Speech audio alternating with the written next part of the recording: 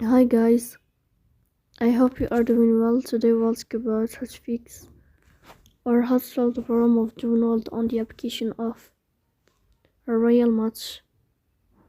You will go here to settings. In this page, you will go to apps, default apps, app settings. Here we click on apps, default apps, app settings. Here in this list, you will search about the application of Royal Match, and you will click here on a Royal Match app. Then we click on first stop and you will click OK.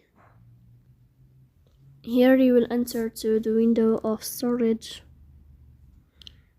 Then we click on clear cache. In the end you will turn on